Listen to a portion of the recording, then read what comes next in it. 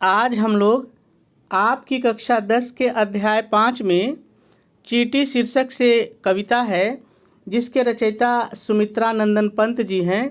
आज इसके पहले पद्यांश की व्याख्या सीखते हैं। बहुत ही सरल है, यदि आप थोड़ा सा भी ध्यान देंगे तो बात आपके समझ में आ जाएगी। इसमें कठिन जैसी कोई भी चीज़ नहीं है। तो सबसे पहले हम लोग इसमें आए हुए जितने भी शब्द हैं सबका अर्थ देख लेते हैं, फिर व्याख्या करते हैं।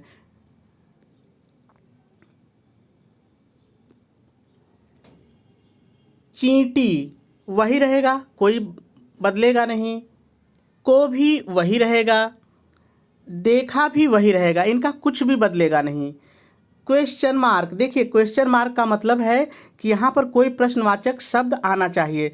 तो हम लोग जब व्याख्या करेंगे तो देखेंगे, हमको पता चल जाएगा कि ये जो क्वेश्चन मार्क है इसका मतलब है क्या।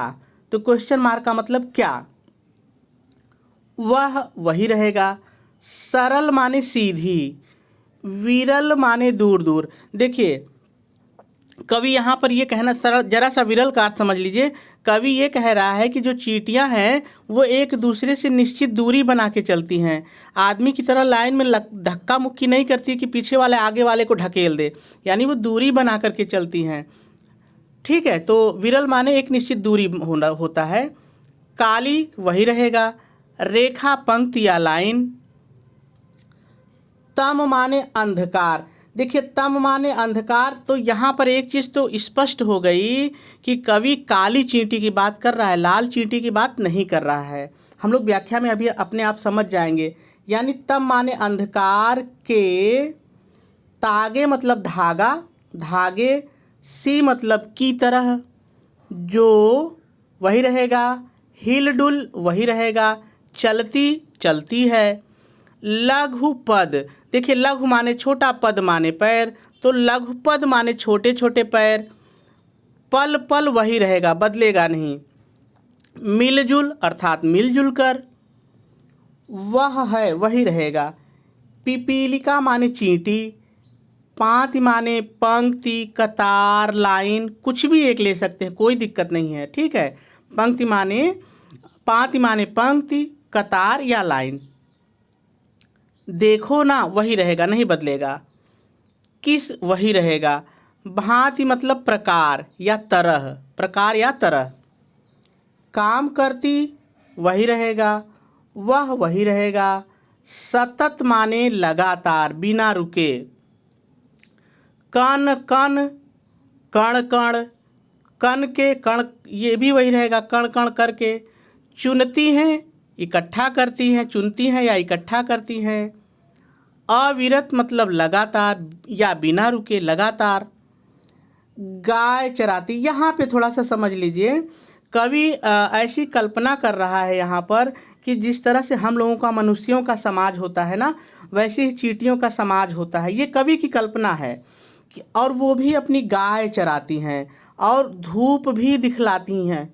तो धूप वही रहेगा, इसका भी अर्थ वही रहेगा। गाय चराती वही रहेगा, धूप वही रहेगा। खिलाती हैं अर्थात दिखलाती हैं।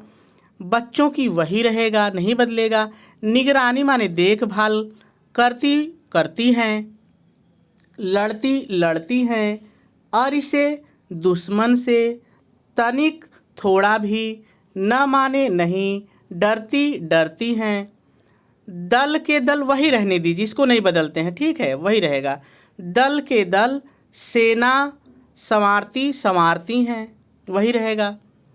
घर घर वही रहेगा, आंगन वही रहेगा। जनपथ, जनपथ माने रास्ता, पथ माने रास्ता, जनपथ रास्ता।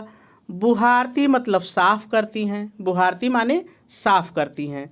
तो सभी कठिन शब्द हो गए। चलिए अब हम लोगों को व्याख्या करनी है, लेकिन व्याख्या करें इसके पहले हम थोड़ा सा संदर्भ और प्रसंग की बात कर लें, क्योंकि परीक्षा में इसको भी लिखना होता है। तो आप संदर्भ हेडिंग डालेंगे और लिखेंगे, प्रस्तुत पद्यांश हमारी पाठ्य पुस्तक हिंदी काव्य खंड के चींटी शीर्षक से अवतरित है। इसके रचयिता श्री सुमित्रा नंदन पंत जी हैं।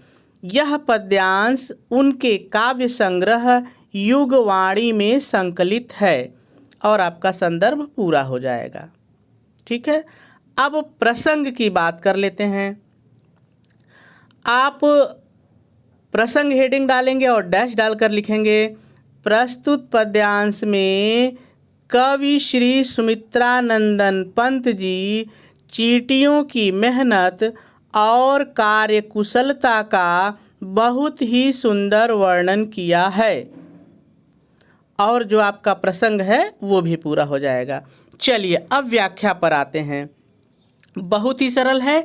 पहले आप व्याख्या हेडिंग डालेंगे और थोड़ा सा अपनी तरफ से जोड़ के लिखेंगे। ठीक है, ध्यान से सुनिए।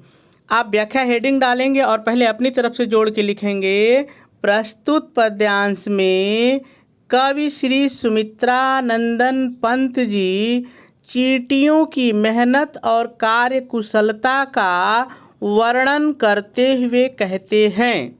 आ जाइए काव्य पर। वर्णन करते हुए कहते हैं क्या, क्या फिर अपने से जोड़िए, तुमने, क्या तुमने चींटी को, फिर अपने से जोड़िए, ध्यानपूर्वक, ध्यानपूर्वक देखा है। क्या तुमने चींटी को ध्यानपूर्वक देखा है।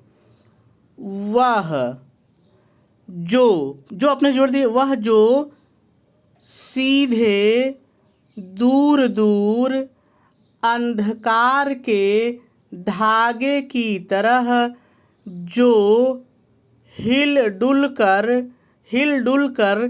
काली रेखा की तरह छोटे छोटे पैरों से पल पल मिलजुल कर चलती है। वह है चींटियों की कतार। देखो तो किस तरह से वह लगातार काम करती है। फिर अपने जोड़े एक एक, वह एक एक कण कण लगातार इकट्ठा करती है या चुनती है, दो में से कोई एक बोल सकते हैं, इकट्ठा करती है। फिर आप लिखेंगे, थोड़ा सा अपने से जोड़ेंगे, कवि कहता है चींटियों का अपना समाज होता है और वह भी मनुष्यों की तरह। ये अपने से जोड़ना है। कवि कहता है चींटियों का अपना भी समाज होता है और वह मनुष्य की तरह गाय चराती हैं, उन्हें धूप दिखलाती हैं, बच्चों की निगरानी करती हैं, दुश्मनों से थोड़ा भी नहीं डरती हैं और लड़ जाती हैं।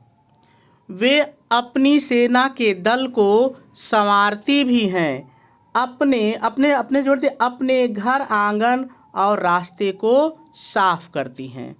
और आपकी व्याख्या पूरी हो जाएगी। अगर कहीं नहीं समझ में आया है तो मैं एक बार फिर जल्दी से व्याख्या करूंगा। देखिए, एक चीज़ ध्यान दीजिए, जब मैं दोबारा बोलूँगा तो कुछ न कुछ चीज़ें बदल जाएंगी, तो आप चीज़ों को समझिए। शब्द आप अपने कुछ भी करिए, ठीक है। तो चलिए देखते हैं।